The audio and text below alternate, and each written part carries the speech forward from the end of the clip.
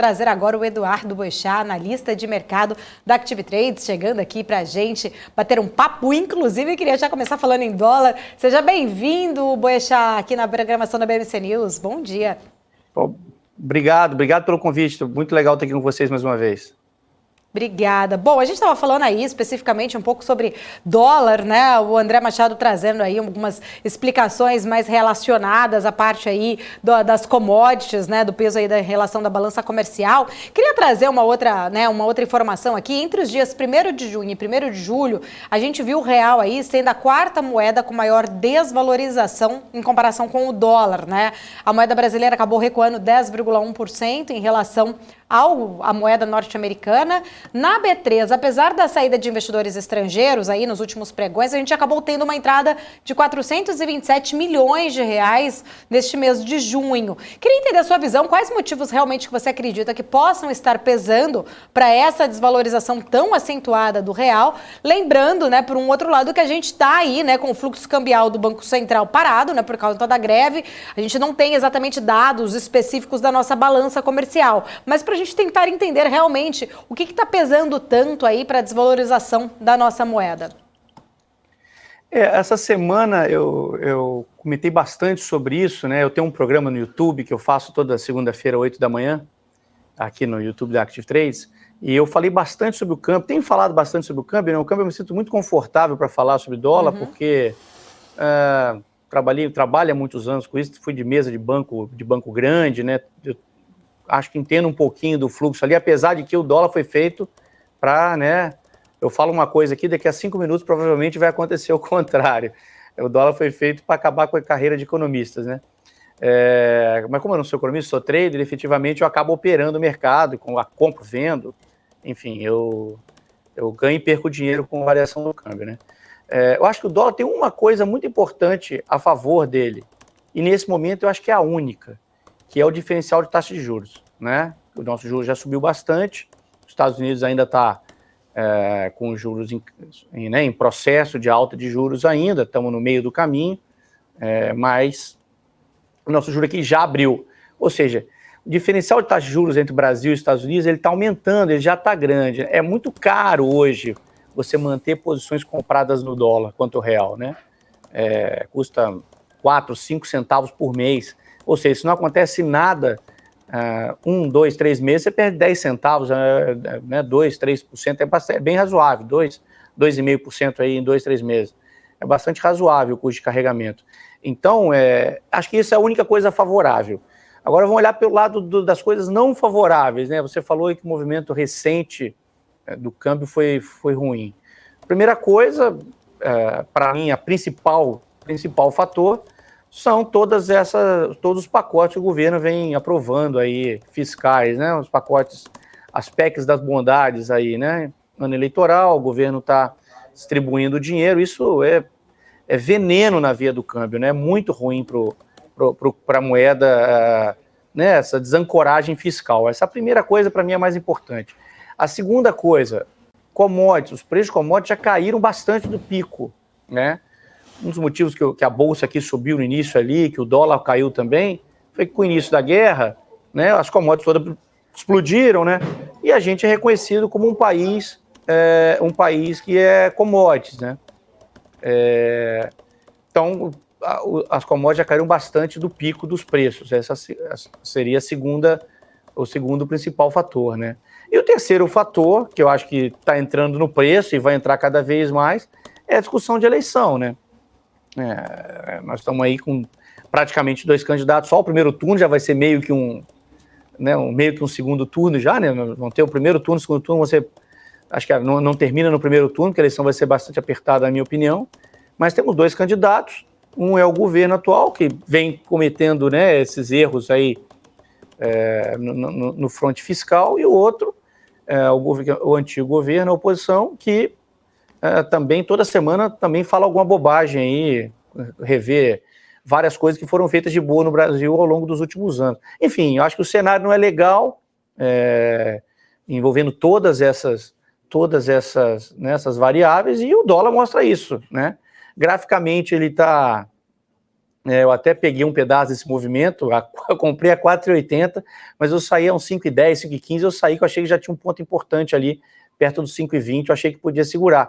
Ele até segurou, rompeu esse momento, esse ponto, que é importantíssimo, era importantíssimo no gráfico ali, de 5,20, 5,25, que foi a última mínima, né, tinha sido a última máxima, desculpa, do movimento anterior, e agora, o que eu falei segunda-feira, que eu achava que ia para 5,80, talvez eu esteja, né, chutando um pouco para cima demais, mas também não é uma desvalorização tão maior, já estamos a 5,40, né? Mais 40 centavos aí é menos de 10%, diante desse cenário nosso aí, não é um movimento tão maior assim para ser feito nos próximos meses. Eduardo, eu vou rapidinho aqui só com a Isabela Takaki com uma informação importante sobre a questão das CPIs aqui que estão acontecendo no Congresso. O Pacheco parece que falou agora há pouco. Eu volto com você na sequência até para a gente comentar um pouco mais sobre isso, Combinado. até a visão, né, dos investidores em relação a todas essas questões políticas são importantes também. Esse tema para a gente depois debater. Vamos lá, Isabela Takaki, o que você tem de informações? O que Rodrigo Pacheco falou especificamente? Isso mesmo. O Rodrigo Pacheco, ele fez uma publicação no Twitter agora há pouco falando o seguinte: o Senado integralmente reconhece a importância das CPIs para investigar ilícitos no MEC, desmatamento ilegal na Amazônia, crime organizado e narcotráfico. Os requerimentos serão lidos em plenário por dever constitucional. Questões procedimentais serão decididas. Foi o que ele disse agora há pouco. Então, ele afirmou a líderes de bancada hoje que vai dar sequência, então, às CPIs para investigar o balcão de negócios do MEC, toda aquela questão lá dos pastores, do ex-ministro, crime organizado no país e obras inacabadas da educação de 2006 a 2018. Então, essa reunião aconteceu agora há pouco. Essa decisão significa, então, que todos os pedidos de CPI feitos este ano cumprem, então, os critérios exigidos pela Constituição de ter apoio de pelo menos 1/3 dos integrantes do Senado, fato determinado e prazo de funcionamento.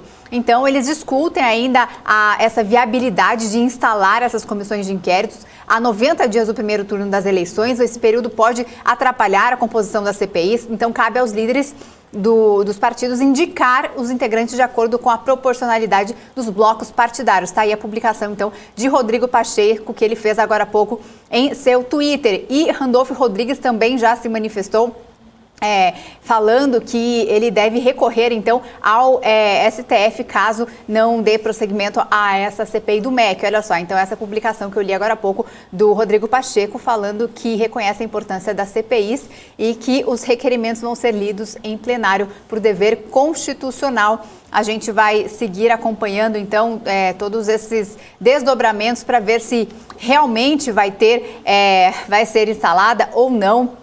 Segundo ele, na continuação desse tweet, ele falou que esse é o extrato da reunião, né, um resumo da reunião que aconteceu nesta manhã.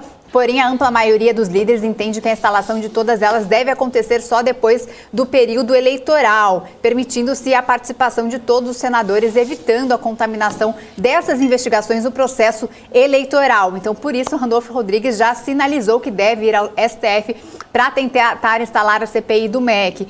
Rodrigo Pacheco, então, sinalizando que essas CPIs ficarão para depois das eleições. Tá certo, Isabela Takaki, muito obrigada pelas informações. Eu quero voltar agora, então, com o Eduardo Boechat para a gente falar mais até sobre este assunto, né? Inclusive, surgindo aí, Boechat, no meio do caminho da nossa conversa aí, essa fala, então, do Rodrigo Pacheco já sinalizando que esse processo todo de instauração dessas CPIs não deve acontecer agora, antes, né, das eleições, durante o período eleitoral. Eu queria entender também um pouquinho da sua visão, né? Como que você acredita que esses fatos, né, políticos, internos ainda do Brasil, acabam afetando ali, de certa forma, a imagem do investidor estrangeiro? Se você acredita que sim, né, se afeta também a questão de como, né, o Brasil tem lidado com essas questões, ou você acha que, na verdade, o investidor estrangeiro que sempre trouxe dinheiro aqui para o Brasil, sempre esteve acostumado, porque não é de agora também, né, todas essas questões emblemáticas envolvendo a política. Você acha que essa questão da CPI pode trazer algum peso para a nossa bolsa aqui, até para os investidores em títulos no geral?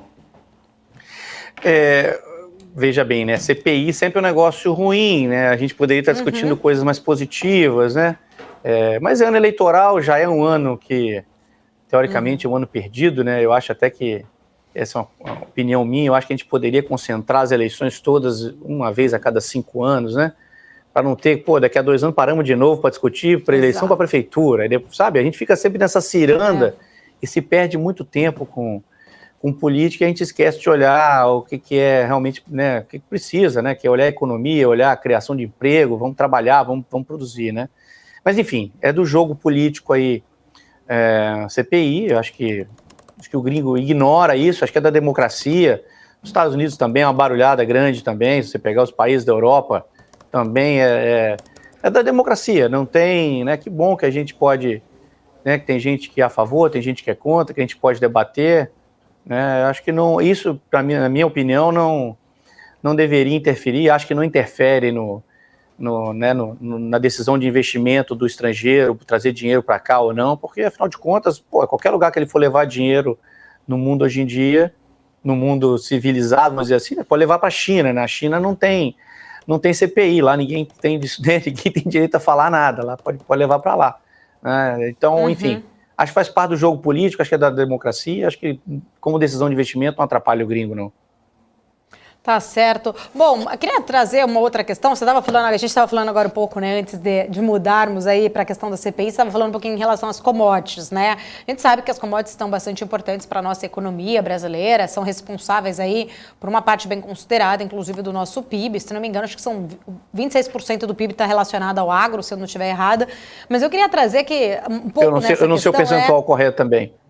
Eu acho que é isso, eu vou confirmar depois. Mas dessa forma, você acha que as commodities brasileiras, elas acabam realmente sendo boas opções de investimentos, sendo que aqui no Brasil, algumas das principais, tipo soja, minério, petróleo bruto, enfim, a gente tem visto aí essa grande volatilidade e as empresas, né, também acabam, né, que são listadas aí na Bolsa, que utilizam essas matérias-primas, acabam, de certa forma, muitas vezes, quando elas sobem, tendo aí um bom resultado. Como que você acaba avaliando, na verdade, do cenário de hoje, o que de repente a gente pode esperar desses setores aí para o segundo semestre? A gente teve um primeiro semestre favorável para o ciclo das commodities, mas você está enxergando isso também para este segundo semestre? Eu acho que tudo vai variar muito, vai depender muito do como vai ser o ritmo nos Estados Unidos, né?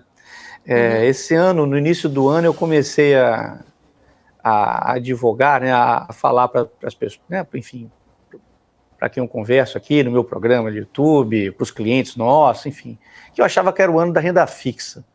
O que quer dizer isso? Acho que ninguém tem que ter posições muito, sabe? Vou comprar agora e vou sentar em cima, vou esperar o resto da vida comprado, porque eu acredito. Né? Acho que não é um ano para fazer isso, e vale para qualquer ativo. Petrobras, né? Petrobras aí está falando de commodities, falou de petróleo, a empresa mais importante aí do Brasil, né, na Bolsa e tal. Consegue comprar a Petrobras? Tem influência, qualquer governo que ganha a eleição, né? Temos agora o governo atual que quer segurar aumento de preço da gasolina, enfim, tem as questões dele, quer segurar a inflação, né? Uma briga política muito grande em torno disso, e a empresa, obviamente, é afetada. Você vai comprar uma empresa, né? Você vai ser sócio de uma empresa dessa? Acho que não vale a pena, né? Não, então vai mudar o governo, vai melhorar. Não, o outro governo que vai entrar, que lidera a pesquisa hoje, é pior ainda, né? Tem um histórico de que a empresa veio numa situação muito ruim no final do governo do partido anterior. Ou seja, vale a pena você entrar? Então você entra numa ciranda mesmo, vamos focar, é estatal de um lado e empresas privadas do outro. Aí vamos olhar, então, Vale.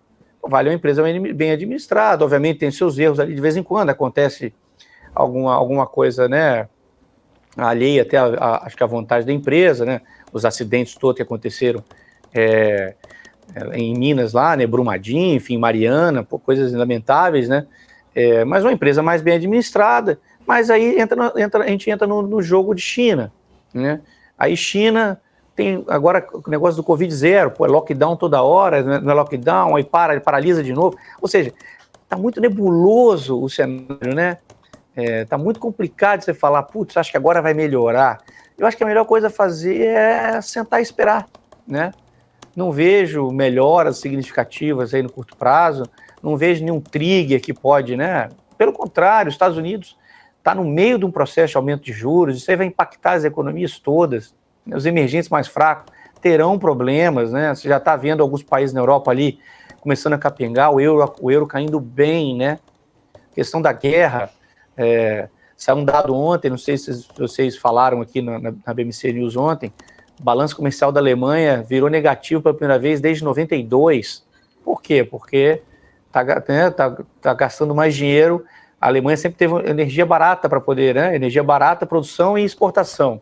A energia deixou de ser barata, balanço comercial na Alemanha zerou, virou negativa. Ou seja, tem um jogo sendo jogado que está difícil de ver onde é que vai terminar, e eu realmente não acho que ninguém tem que ser corajoso nesse momento, montar posições, sabe? Ah, não, eu gosto de dividendo. Nem as empresas sabem o que vai acontecer na próxima janela de 1 ano, aí, 2 anos. Está difícil das empresas também conseguirem enxergar um planejamento aí razoável no curto prazo.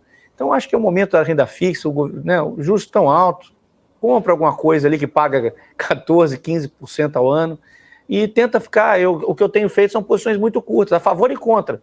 Tem momentos que eu estou comprado, tem momentos que eu estou vendido, em vários instrumentos. Tenho usado muito análise gráfica, né, nesse último ano, operações de curto prazo, tem dado certo, beliscado alguma coisinha ali para aumentar um pouquinho o rendimento do ano da minha carteira e esperar o tempo passar. Acho que as coisas aos poucos vão se acomodando, o ciclo, né, nós estamos no ciclo, na perna de baixo do ciclo, daqui a pouco o ciclo começa, nós voltamos a conversar em comprar ações, em ser mais positivo. Eu acho que ainda vai demorar para essa perna de baixa terminar e a gente começar a visualizar alguma coisa mais positiva na frente. Bom, só para corrigir aqui a informação que eu estava falando, professor Cabral, obrigada, Cabral, está me trazendo a informação que o agro de forma direta é 8,1% do PIB, né? Indireto não, 8,1% do PIB deste ano, e a informação que eu tinha visto exatamente, né, foi essa diferença aí de 26,6% são outros produtos que acabam utilizando o agro, né? Aí entra a parte de frigoríficos, enfim, e acaba virando 26,6%, que era o que eu tinha visto também anteriormente. O agro é um sucesso retumbante, né? Se tem uma coisa no Brasil que deu certo nos últimos 40 anos, com certeza é o agronegócio, né? Sim. E ainda tem uma discussão se, né? Vamos minar, né? As empresas grandes estão produzindo demais, mas é isso, o Brasil é a fazenda do mundo, né? Se a gente não produzir comida não só para a gente, mas para o resto do mundo, não vai faltar comida. A gente é a fazenda do mundo, tem que investir nisso e tem que cobrar por isso. Eu acho que a gente tem que... Né, o brasileiro, às vezes, acho que poderia ser um pouco mais nessa moeda de troca aí, né? A gente compra muitos bens manufaturados, isso é a história do Brasil, 500 anos fazendo isso, né? A gente compra os bens manufaturados e repassa comida para o mundo todo. Acho que a gente poderia melhorar um pouco esses termos de troca aí, a gente tem um poder de barganha grande ainda nessa área, então, enfim, acho que é um sucesso. E vai continuar sendo, né? O agronegócio do Brasil realmente é uma mola de crescimento do país muito importante. Tá certo. Vamos lá, Débora. Eduardo, Débora aqui com você. Eu quero até trazer uma notícia que eu estava vendo aqui da Bloomberg, que disse que a chance de recessão nos Estados Unidos aumentaram agora para 38%. Isso, pelo menos, de acordo com a Bloomberg. Existe, claro, a expectativa para esse Fed de amanhã. Inclusive, a inflação tem elevado esse medo de que o Fed, né, vai acabar levando a economia dos Estados Unidos à recessão. Então, está previsto para amanhã essa divulgação dessa ata do Fed. O Federal Reserve já elevou no mês passado a taxa de juros, né, de referência em 0,75 ponto percentual para o intervalo entre 1,5 e 1,75. A decisão veio em linha com as expectativas mais recentes, aí, inclusive sinalizadas pelo mercado de juros futuros, né, dos títulos do Tesouro Americano, de que a autoridade monetária faria um movimento mais agressivo para controlar essa alta generalizada dos preços nos Estados Unidos. O que fica agora é justamente esse risco dessa recessão que a Bloomberg acaba de dizer que aumenta. E aí? Essa é o grande pavor realmente do mercado, é o que vem afetando, o que vem, por exemplo, hoje, né, o mercado dos Estados Unidos, tudo bem, a gente está numa volta de feriado, mas cai bastante aí, né, nessa terça-feira, ou seja, a gente já vem acompanhando quedas nas bolsas por lá que a gente já não via há anos. Então, se tem uma coisa que a gente pode ensinar para os americanos é trabalhar com inflação, né? Os americanos não sabem o que é isso, né? Eles não sabem o que é isso. Então, quando começou, vou fazer só um paralelo aqui, vocês vão entender onde eu quero chegar. Quando começou o processo de aumento de juros aqui no Brasil, o Brasil nunca deveria ter tido aumento, né, ter tido juros de 2% ao ano. Né? Uma aberração, acho que foi um erro do Banco Central nosso botar o juro, que ele desbalanceou a economia de uma maneira geral. Mas, enfim, o juro foi para 2%. Aí nós começamos a ter números de aumento de inflação no Brasil, óbvio, né? O juro a 2% ao ano, o governo botando dinheiro para todo mundo, óbvio que em algum momento a gente teria. E aí existia aquela... Vocês vão lembrar no início ali, quando teve o processo de aumento de juros, começou aquele negócio, não, vai ser... Passamos reformas, o Brasil melhorou, eu acho que é no máximo 6% a Selic. Aí, começa a subir, bate ali, vai, aí bate o 6%, você fala, não resolveu ainda, né? Eu acho que vai para uns 9 ou 10 e para, né? E para. É um sinal amarelo ali, né? Vai para 9 ou 10 e para. E aí, esse movimento também já acabou. Nós fomos para 9 ou 10 e parou. E depois bate o desespero, né? Que aí começa o Banco Central a subir juros de 1%, enfim. E chega onde nós estamos agora, porque nós voltamos ali para uma média, né? Dos últimos 20 anos, de 14% ali de juros, perto disso. Vai ser um pouquinho para cima, um pouquinho para baixo, perto de 15%, né? Onde nós estamos agora, juro nominal. Então nós tivemos 3 momentos distintos, né? Um de, não é nada. 2, parece que temos um problema aqui, mas talvez a gente consiga resolver. E 3, o desespero, que é o cara correndo atrás do rabo ali, né? Eu acho que nos Estados Unidos nós estamos no momento 2, né? O momento 1 já passou, o momento de achar que não tem nada, que, não, vamos subir 3 de 25, pelo amor de Deus, né? 3 de 25, 4 de 25, vamos levar o juro para 1% e tá bom, nós temos uma inflação estrutural, secular, né? Os economistas começam a inventar desculpa para resolver a questão. Aí nós estamos no momento 2, né? Passando por 3 já, eu acho, né? Porque antes era impensável subir 0,75 numa reunião. Já subiu 0,75 e a próxima 0,75 já está contratada, né? E agora, e isso começa a bater no preço dos ativos, obviamente, né? O preço de ativo nada mais é que você pegar o fluxo de caixa e trazer valor presente, né? Então, se você trazer valor presente por taxa de juros mais alta, o ativo vale menos. Então, as bolsas estão caindo, vai estar recessão, acho que é bem razoável mesmo que tem recessão nos Estados Unidos. O problema é se vai ter um negócio mais profundo, né? Se a gente vai ver um PIB caindo 4%, alguma coisa assim, ou se a gente vai ver um PIB caindo 1%, caindo 2%, mas que é esperado, né? E seria até enigmático se os Estados Unidos não entrassem em recessão, né? Tirando todos os estímulos que eles meteram na economia de uma maneira rápida e subindo os juros também na velocidade mais rápida da história deles. Ou seja, alguma coisa deve acontecer para dar uma segurada na economia. E não tem outro jeito para segurar a inflação. Lá os caras estão no pleno emprego, sobrando vaga para contratação. Enfim, a economia tem que dar uma parada, senão os preços vão continuar alavancando. Eu sei que é muito ruim falar nisso, né? Enfim, vai ter mais desemprego, vai ter mais... a vida das pessoas vai piorar, mas é ciclo do capitalismo, né? É aquilo que eu falei agora mesmo, nós estávamos no pico, vamos embaixo, aí se readequa de novo e vamos para o próximo movimento de alta. É assim e tem sido assim, né? Desde que o mundo é mundo, né? Inclusive, né, eu queria trazer também aqui uma outra questão, indo para um outro lado bem diferente, até inclusive falar um pouquinho da questão do Japão, né, que acabou surpreendendo aí. A gente sabe que o Japão sempre teve deflação, na verdade, né, e agora a gente viu aí o Banco do Japão mantendo os juros baixos, né, ultra baixos até, inclusive prometendo defender ali o seu teto para os rendimentos do títulos com compras ilimitadas, contraindo e toda essa onda global do aperto monetário, né, numa demonstração ali até de determinação em tentar concentrar um apoio à sua recuperação econômica, que sempre foi uma economia muito ali travada, né? Você acredita, Eduardo, que essa decisão acabava sendo já esperada? Porém, de um outro lado, existem pessoas que falam que acabaram se decepcionando aí um pouco com alguns agentes do mercado que chegavam a especular que o Banco Central japonês poderia até ceder às forças do mercado e tentar ajustar a política ali de limite dos rendimentos. Quais seriam as consequências, você poderia explicar aqui pra gente, dessa situação especificamente, né, do Japão, e como que isso poderia impactar a economia global, se é que traria algum impacto? Eu acho que o Japão está incubando a próxima crise aí, né, do mercado, a próxima grande crise que pode acontecer no mercado, já está sendo incubada pelo Japão.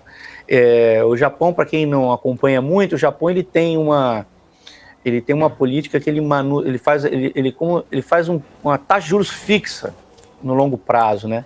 E toda vez que alguém... o que quer dizer? Você lembra quando o câmbio era fixo aqui no Brasil?